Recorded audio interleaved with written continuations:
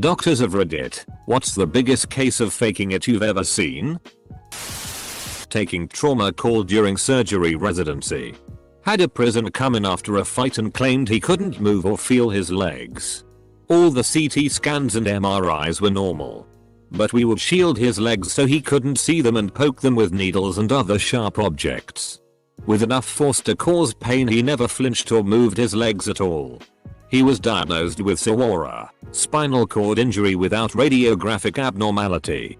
He stayed in the hospital for a week. No improvement.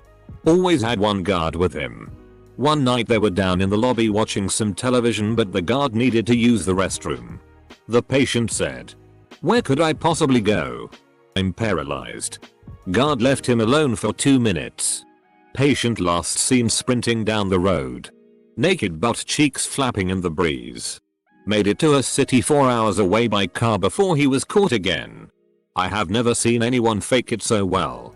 Truly playing the long con. Dermatologist here. Patient was convinced she had a melanoma and needed a biopsy and would need to be on workers' comp.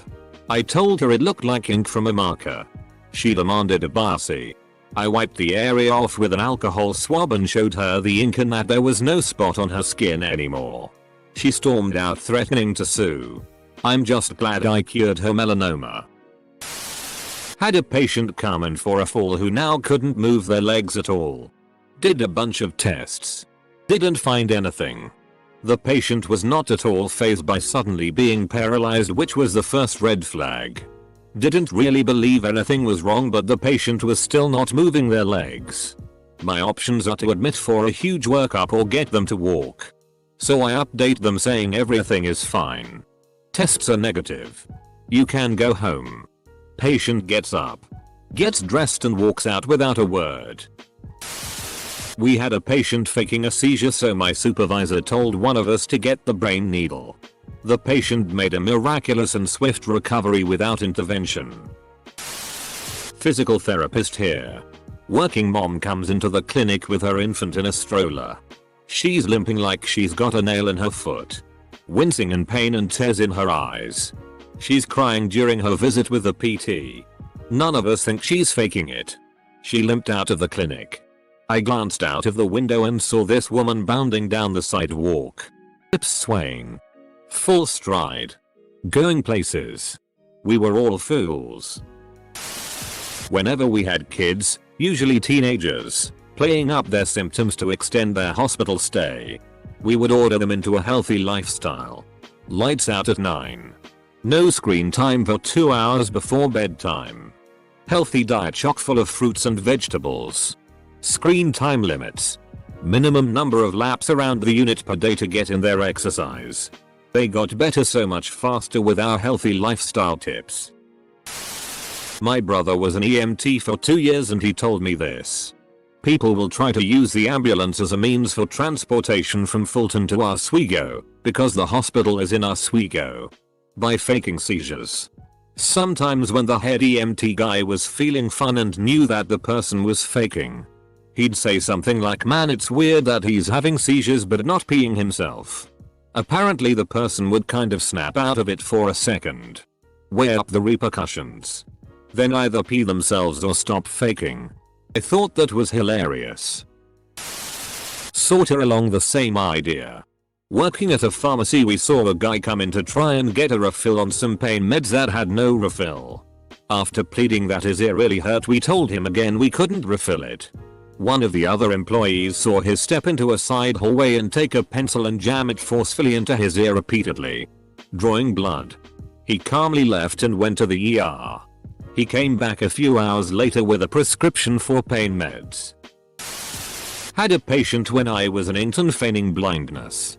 She would constantly be playing on her smartphone, only furiously trying to hide it when someone from the care team came into her room. The best was when my attending one day strolled past her room and threw his hand up in a highly exaggerated "so hello" wave. She started to throw her arm up but caught herself halfway through. Then threw her hand back into her lap and pretended to be sistering off into nothing. Nurse for an ophthalmologist here. Had a 21-year-old new patient claiming to be completely blind from a sudden and severe glaucoma diagnosis from a previous unknown doctor. Would feel around while walking. Tried to keep eyes rolled back into his head. The whole 9 yards. He said he is a famous YouTube rapper that is now unable to make videos or earn a living. I exclaimed to have heard of him before and very excitedly asked him to search and show me his YouTube channel on my phone so that I could subscribe. He took my phone out of my hand and effortlessly found the YouTube app and typed away in the search bar. Oh. And of course his eyes were back to normal and focused. One time my roommate, who is an ICU nurse, came to see one of my indoor soccer games. During the game a player on the other team went down hurt and starting screaming in pain and swearing and rolling around while holding his ankle before he was eventually helped off the field. He then limped over to where the fans sat and watched the rest of the game brooding in silence before he left early. After the game my roommate told me he was going to go over and see if there was anything he could do to help. Until he saw that the guy was limping on the wrong leg. Was told this one by a fellow nurse I used to work with when we had a psych floor. It's not unusual for psych patients to stash things in various orifices. This one woman was convinced she was impregnated by a ghost-like figure but no one would believe her. So one day she started complaining of massive pelvic and uterine pain. She called them contractions. So the doctor goes to do an exam. The doctor feels something larger in there so they prep a table to get the object out which was quite large. So the wonderful third year helping with the procedure starts hearing this woman complain of contractions and yelling things like should I push? I'm gonna start pushing. Full stop. Doctor trying to work forceps around this woman's parts as to not hurt her. Finally goes got. And as he starts saying it he pulls out a baby doll. Head only. The poor med student did the wobble. Went all flush. Had problems keeping balance and about took a dive. I was told he didn't live at down the whole rotation. I once saw a patient who had been faking paralysis of the legs for years. Used a wheelchair. Never walked. Etc. Old records showed extensive imaging. Neurology consults. And other tests that proved the patient had full function of all extremities. Family friends were just going along with it. Not sure if it was really conversion disorder or if the patient had some secondary gain issue. Ophthalmology technician. People pretend to be blind all the time. Go to check their eye pressure with the Tonopin, a device you poke them directly into the eye with, and they go what the duck is that thing? Obligatory not a doctor. I'm a nurse. We had a guy who had to come in every 3 months to get a medical certificate to say he couldn't work at his retail job due to severe disabling back pain. He was receiving large amounts of insurance money for this condition. After the DR had done his usual examination and questions and signed it off, the guy asks the doctor to check his shoulder, which doc does, and asks how he injured it. Guy says playing rugby for a competitive team. Really, says doc. How long have you been playing for them? Guy has been playing and training the whole time. Doc puts this info on insurance form. Doc loses his shit in staff room laughing. Next week the patient loses his shit in reception because his insurance has been cancelled. Guy came to ER. I was a nurse at the time. For stomachache. When asking him about history he randomly mentions a fight with his girlfriend where she left in a tizzy and he fell asleep on the couch. 20 minutes later when we see the CT. He has a satellite cable remote wrapped in a condom lodged in his rectum. I suppose he intended to frame her. Didn't get to hear the conversation he had with the doctor. I was curious how he was going to explain why she was nice enough to wrap it in the condom. ER nurse. Bringing a patient back to a room who said he had kidney stones. I had him stop at the bathroom and get a urine sample. Dude comes out with the specimen cup that literally has a piece of concrete in it. Looked him in the eye expecting some sort of joke. He was serious. I threw it away and walked his dumbass back to the waiting room to contemplate his stupidity. When I was a medical student I worked in the pediatric side of the emergency room and we would give popsicles to all the kids. One afternoon an 8-year-old came in with his father. And I asked what was wrong. The kid couldn't remember what he complained about to his dad. and the dad couldn't remember why he brought his kid in. The kid's mom was a nurse. She was working at another hospital at the time, and she was the one that would keep track of these things. Anyway, after a few minutes trying to figure out what was going on, the kid asked, "So, can I have my popsicle now?" The kid was 100% healthy. Unfortunately, we reinforced bad behavior and both the kid and the dad subsequently left with popsicles. My cousin got glasses. Her 7-year-old little sister also wanted glasses because she thought it was so cool to wear them. So she started telling her teachers she couldn't read what was on the chalkboard, and she'd squint at home and go incredibly close to the TV to watch things because she said she couldn't see things clearly. Her parents got worried and took her to the doctor. She read everything wrong on the vision test. Everyone seemed convinced that she needed glasses, but the doctor was a little concerned because the tests indicated she needed really thick glasses. And usually that wasn't the case unless there was a family history of vision issues. Her parents both had 20/20 vision and her sister only had astigmatism. They all realized she was faking it. So the doctor told her parents in front of her that she'd need some pretty intense eye surgery so she'd be able to see without glasses. They even wheeled in a machine to make it convincing to say they could do the surgery right then and there. She freaked out, confessed to faking it all, and started to cry. She got grounded for a while. Years ago, I had a patient who had been rear-ended in an auto accident a few weeks before I saw her. She had a history of lupus. She was decked out in the usual "I'm crippled" paraphernalia: crutches, neck brace, elbow braces, wrist braces, knee braces, and could barely walk. I saw her a couple of times and she showed no improvement. One Saturday I was on call but had to take a back streets route to the hospital because of an event taking place on the main thoroughfare. I apparently drove through her neighborhood because, wonders behold, there she was wearing old lady spandex, power walking down the sidewalk, holding weights in both hands. I did not call out to her. Next week, she was back in clinic with her "I'm crippled" get up on again. A few weeks later I got the subpoena for the deposition, and it all became clear. I'm a surgery resident. When I was on my trauma rotation, we had a patient come in after an MVC with question that maybe the patient had seized and that had caused the accident. So he's in the trauma bay and starts shaking. The trauma nurse goes, "Oh, this isn't a real seizure." And the patient stops shaking, sits up, turns to the nurse, and yells, "You don't know a ducking thing about me." Full stop. Not a doctor, but I was in the ER one night and there was a seeking drug addict who literally only acted in pain when there was staff around. You ever see those videos where the little kid is fine and then they spot a parent and then bawl, then immediately stop and be fine when the parent is out of view? Exactly like that. Sat fine. No movements or wincing or noises, then wailing when a nurse was in the same vicinity. Then back to fine when they left. A few weeks ago, I had a vulvar biopsy. I was petrified of this procedure, and I didn't know how to ask the doctor if I'll be given pain meds because of people like this. There is no way to even frame the question without sounding like a drug seeker. I ended up not needing anything at all. But still, figure it's a legit question. But you can't ask it. 4th year medical student. On my ER rotation, and a trauma came in from a woman that had been arrested. During the drive, the patient banged her head 4 times against the window of the police car and then went unresponsive. She came to us with a bruise over her forehead and unresponsive.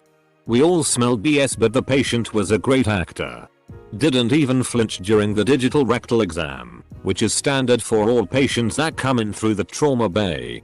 Though some of the nurses said that they caught her peeking at us when we'd leave the room. We ended up getting a CT scan, which was normal, and was even considering intubating her to secure her airway when our attending finally walked over to her, opened her eyelids and held them open while telling her to wake up. Finally she started fighting to close her eyes and the jig was up. The doctor called her out and she proceeded to start screaming at us. She was much more pleasant when she was pretending to have a brain injury. Not a doctor but nurse. I once read a specialist consultation report, and at the end of the report the actual diagnosis given was fictitious ailment. I had a patient when I worked in a ICU that was sedated and on a vent.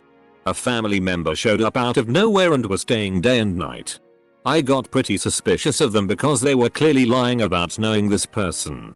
Just talked to the fake family member about how it must have been sad since they just celebrated their birthday a week or so before getting ill. This person said it was a wonderful party and such. To which I replied their birthday hadn't occurred yet and wasn't for months. Turned out when security came it was a homeless person who snuck in and found a room with a sedated patient and decided to make it a place to stay. Needless to say, security to enter the ICU was absolute tea. Prisoner came in with signs and symptoms of a big stroke. At that time the protocol was to get a non-contrast head CT to rule out a bleed and then give TPA. A powerful clot-busting drug that's only worth the risk if the benefit is to mitigate a major stroke. So that's what happened. Later in the course he got a little carried away and started embellishing his story with symptoms that didn't make sense with his stroke diagnosis. And that's how we figured out he was faking it just to get some time away from jail. My mom was an emergency room nurse.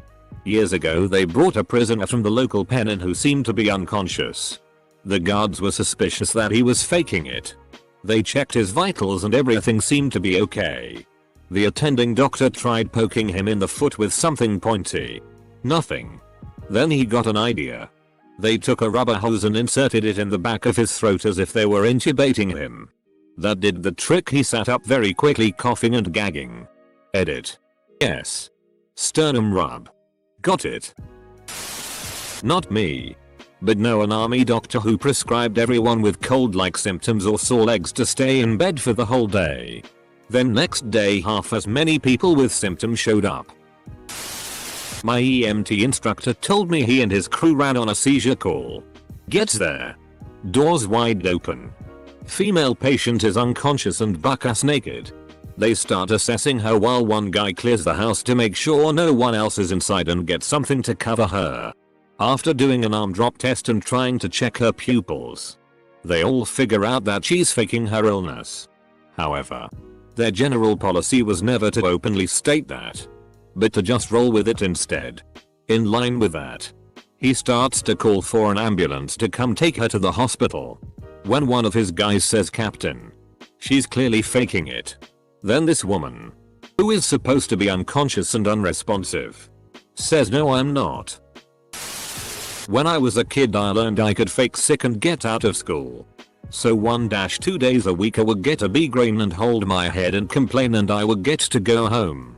Eventually my parents took me to a neurologist who said, "Maybe you just don't let him eat chocolate and sugar." I grew up the opposite way. I would get 3-4 migraines a week. But everyone thought I was faking it because most days I seemed fine.